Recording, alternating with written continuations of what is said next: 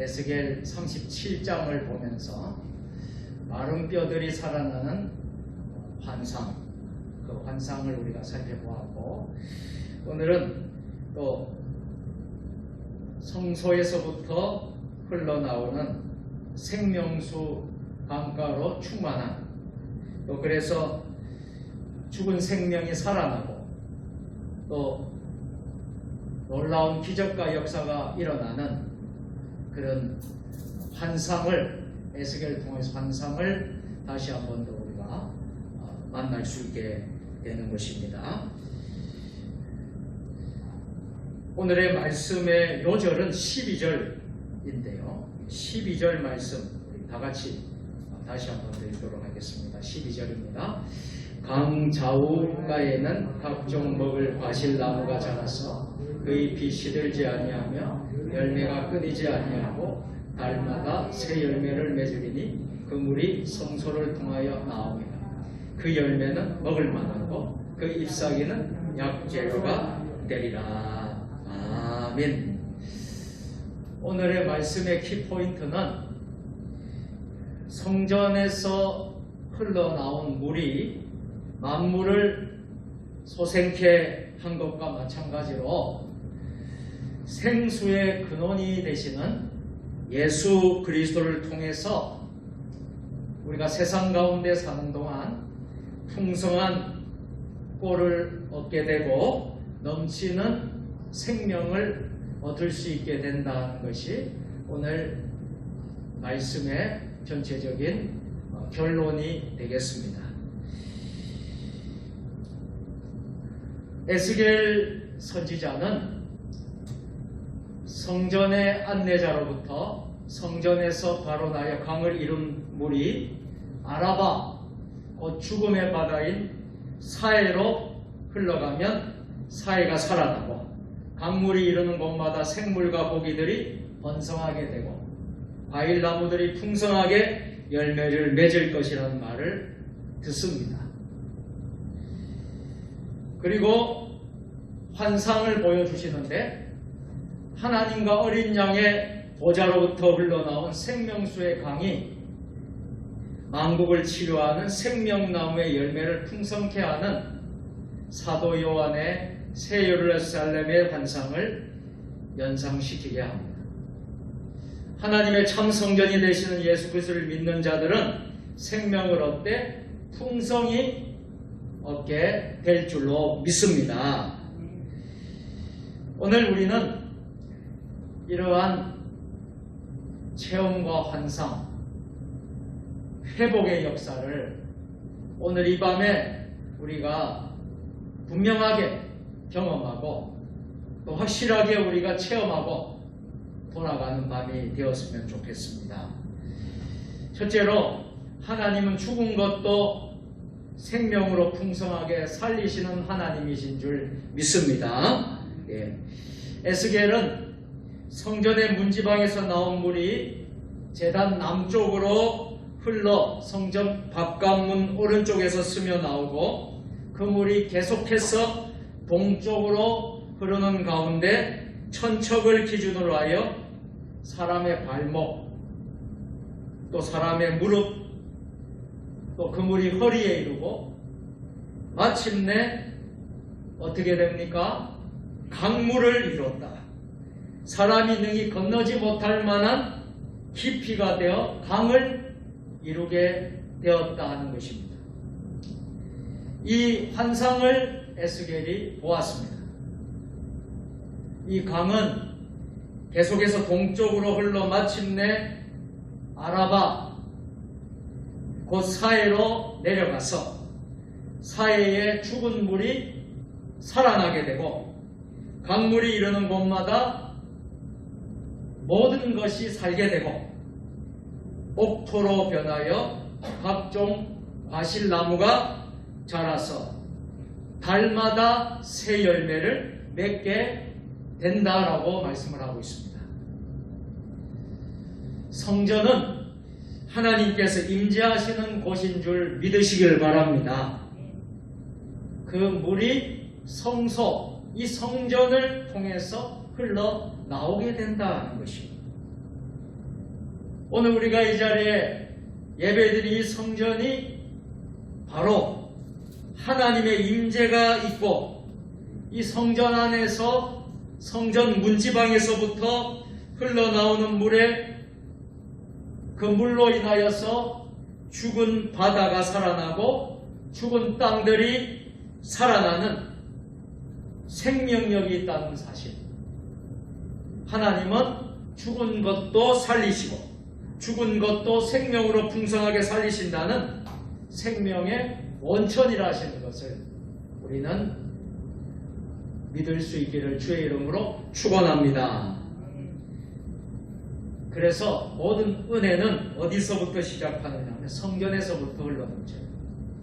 이 성소에서, 성전에서 우리가 은혜를 받아야 합니다. 그 은혜를 우리가 입고 우리의 영혼이 살고 우리의 육이 회복이 되고 영과 음과 육이 다 회복이 되고 풍성한 열매도 거둬야 될 줄로 믿습니다. 두 번째로 십자가를 지신 예수 그리스도만이 영원한 생명을 주신다는 사실입니다. 자, 성전 문지방 밑에서 나온 물이 어디로 흘러가요? 동쪽으로 흐르다가 성전 오른쪽 제단 남쪽으로 흘러내렸다고 했습니다. 여기서 물이 제단을 통과한 후에 죽은 바다와 땅을 살리셨다 하는 것이, 되살아났다 하는 것이 매우 중요한 사실입니다. 이 제단을 통과한 물이 죽은 바다와 땅을 살리는 생명력을 갖게 된 것은 전적인 하나님의 역사입니다. 하나님께서 예배를 드리는 제단에서의 희생제사, 희생의 그 제물을 하나님은 기뻐 받아 주십니다. 그 희생이 있었기 때문입니다. 하나님께서는 제단에서 드려지는 속죄제사, 화목제사, 구약에 나오는, 레위기에 나오는 5대 제사, 속건제, 속죄제, 화목제, 모든 5가지의 번제, 소제, 속죄제, 속건제, 화목제, 이 5가지 레위기에 나온 5대 제사를 우리가 기억하지 않습니까? 이런 제사를 통하여서, 오늘날로 말하면 이 예배를 통하여서 하나님은 우리의 모든 육과 영과 혼을 다 살려주시고 죽은 바다도 살리시고 땅도 살리시고 예수 그리스도의 십자가의 그 능력으로 우리를 회복시켜 주시는 줄 믿습니다. 제단은 죄인들의 죄를 속하고 하나님과 죄인을 화목하게 하기 위해서 자기 몸을 제물로 드린 예수 그리스도의 십자가를 상징합니다. 즉 죄와 허물로 죽었던 죄인들을 살리신 하나님의 생명의 역사는 십자가를 지신 예수 그리스도 때문에 가능하였다는 것을 의미하는 것입니다. 죄인을 위해 십자가를 지신 예수 그리스도만이 생명을 주십니다. 여러분, 우리는 사순절 기간을 지금 보내고 있습니다. 이번 주일날 제가 설교를, 사순절 4번째 주일 설교를 십자가에 포커스를 두고 십자가의 능력, 고린도전서 1장 18절 말씀을 통해서 말씀을 전하려고 합니다. 이 십자가에는 어떤 능력이 있는가? 우리가 사순절 통해서 예수 십자가를 묵상하고 예수 십자가를 통해서 우리가 그 십자가의 고난에 동참하고 어느 때보다도 거룩하게 경건하게 보내야 되는 이 사순절 기간에 십자가의 능력이라는 말씀으로 이번 돌아온 주일날에 말씀을 선포하려고 준비하고 있습니다. 여러분, 분명한 것은 십자가를 지신 예수 그리스도만이 영원한 생명을 주시는 줄 믿으시길 바랍니다. 그 예수 그리스도의 십자가를 상징하는 것이 바로 이 제단이랍니다. 이 제단을 통하여서 우리는 회복이 될 것이고요. 우리의 죄가 깨끗하게 도말되게 될 것으로 믿습니다. 그래서 예수 십자가만이 생명이라는 것, 여러분 꼭 기억하시기를 부탁드리겠습니다. 한국의 대표적인 지성이라고 하는 이어령 박사님, 우리가 너무도 존경하고 또 한국인에게 존경과 또 신뢰와 또 많은 영향력을 끼치는 한 분 가운데 하나죠. 이 이어령 박사님. 이 이어령 박사님이 원래 예수를 믿지를 않았습니다. 무신론자였습니다. 그런데 하나님께서 이어령 박사를 예수님이 인격적으로 만나게 해주시고, 이제 예수님을 만나고 난 뒤의 삶은 참 너무나도 달라진, 또 특별히 한국의 대표적인 지성이지만은 정말 예수님을 만나고 나서는 예수님의 복음을 증거하는 지성인으로 거듭나는 역사가 있게 되었습니다. 한국의 대표적인 지성 이어령 박사는 무언가에 대한 갈증이 늘 있었다고 했습니다. 예수님을 만나기 전에 무신론자이고 지성인이지만 늘 무언가에 갈증이 참 많이 있었습니다. 그런데 그가 이렇게 고백하게 되었습니다. 명예를 달라고 글을 썼더니 명예가 생겼고, 돈을 벌려고 애쓰니까 돈이 생겼다. 또 병 때문에 병원에 다니니까 병이 나았다. 어느 날 너무 외로워 극장에 가서 영화를 보고 좋아하는 글을 봐도 채워지지 않는 혼자라는 절대 고독에 괴로웠다. 그런데 어느 순간 그 갈증이 진리에 대한 갈증이요, 창조주에 대한 목마름임을 깨닫게 되었다. 그는 수없이 많은 우물을 파며 광야를 통과한 후에야 영원히 목마르지 않을 샘물인 예수님을 만나게 된 줄로 믿습니다. 그리고 예수님을 통해 영원한 생명수를 얻게 된 줄로 믿습니다. 누구든지 목마르거든 내게로 와서 마시라. 생명수의 근원이 무엇입니까? 생명수의 근원은 예수 그리스도이십니다. 예수님으로부터 흘러 나온 생명만이 우리를 새롭게 하고 진리에 대한 목마름, 영적 목마름을 해결해 줄 수 있습니다. 여러분, 세상에 그 어떤 것도, 이 이어령 박사도 명예도 얻어받고 물질도 얻어받고 건강도 회복이 돼요. 세상적으로도 참 많은 존경을 받는 그런 지성인이었지만 정작 무엇인가 갈증에 시달렸다는, 그 갈증을 어떻게 해서라도 그 갈증을 해소하려고 했으나 하지를 못했다.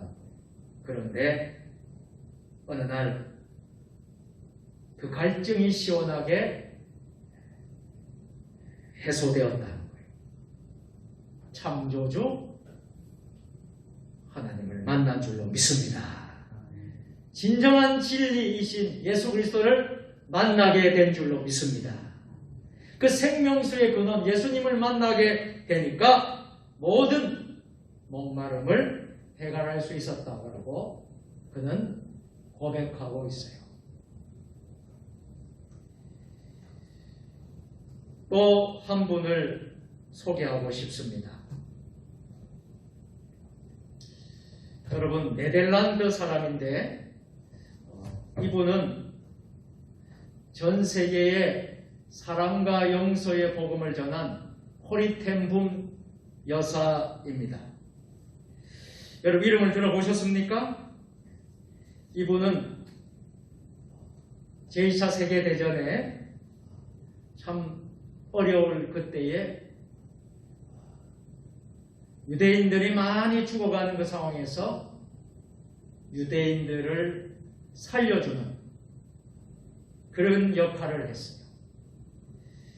그리고 전 세계에 사랑과 용서의 복음을 전했던 귀한, 정말 하나님이 기뻐하시는 귀한 사람이었습니다. 코리텐붐 이 여사의 이야기입니다. 우리에게도 너무 알려진 책이 있지요. 주는 나의 피난처라는 책을 쓰기도 했습니다. 이 책이 베스트셀러가 되었습니다. 주는 나의 피난처의 저자이기도 합니다. 이 네덜란드 유명한 코리텐붐 여사가 이러한 간증을 한 적이 있었어요.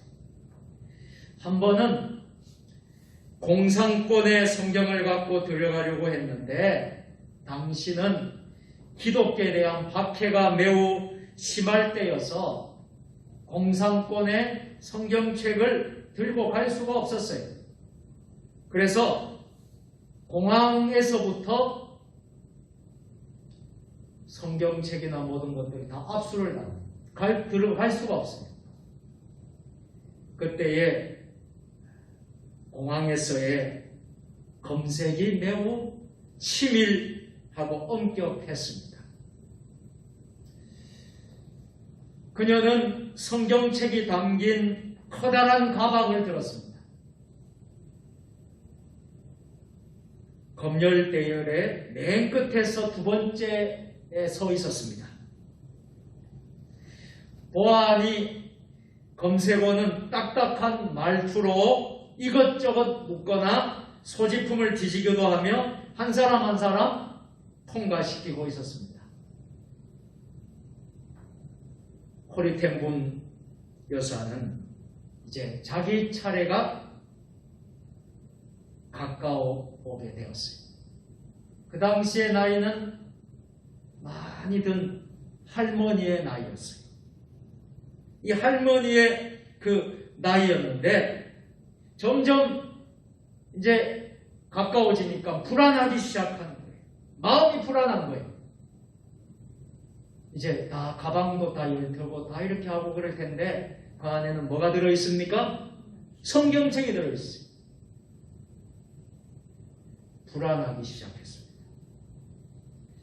이 가방 속에 뭐가 들어있느냐고 물으면 뭐라고 답해야 될까? 거짓말을 해야 할까? 아니야, 거짓말은 안 되지. 그럼 어떻게 해야 할까? 이런저런 고민에 빠졌습니다. 그때 문득 이런 하나님의 음성이 들려왔습니다. 기도하라는 음성이 들려왔어요. 그녀는 마음을 가다듬고 하나님께 기도를 드리기 시작했습니다. 주님, 당신의 천사를 보내사 저를 지켜 주시옵소서. 그런데 그녀가 이렇게 기도하고 있는 사이에 놀라운 일이 벌어졌어요. 맨 뒤에 서 있던 사람이 새치기를 하였습니다. 이제 이 할머니 코리텐붐 여사가 새치기를 당해서 맨 끝에 서게 된 것입니다. 드디어 그녀가 검색받을 차례가 되었습니다. 검색원이 다가와서 말을 했습니다. 어유, 할머니 힘드시겠네요. 이렇게 오랫동안 맨 마지막까지 기다려서 얼마나 힘드세요. 가방 이리 주세요. 제가 대신 들어드리겠어요. 그리고는 가방을 검색원이 직접 가지고 안으로 들어가는 것이었습니다. 할렐루야. 이 얼마나 아름답고 놀라운 하나님의 섭리입니까? 또한 성령님의 인도하심이라는 축복이 우리에게 주어졌다는 것이 얼마나 감사한 일입니까? 사랑하는 성도 여러분, 우리는 항상 성령님의 음성에 귀를 기울였으면 좋겠습니다. 오늘 밤도 우리가 잠시 후에 기도할 텐데 성령님의 음성을 들으시면서 또 겸허한 마음으로 하나님 말씀을 대할 수 있는 오늘 이 밤이 될 수 있기를 바랍니다. 그리하여 성령께서 나아가라 하실 때 나아가며 이렇게 하라 하실 때 그렇게 함으로 기쁘고 충만한 여러분의 삶이 될 수 있기를, 오늘 밤 은혜로운 축복의 밤이 될 수 있기를 예수님의 이름으로 축원합니다. 기도하겠습니다. 하나님, 오늘 밤도 금요 기도회로 구역연합 예배로 드리게 하여 주시고 오늘 또 우리가 하나님 전에 나와서 기도하기를 원합니다. 성령님의 음성에 귀를 기울이기를 원합니다. 하나님,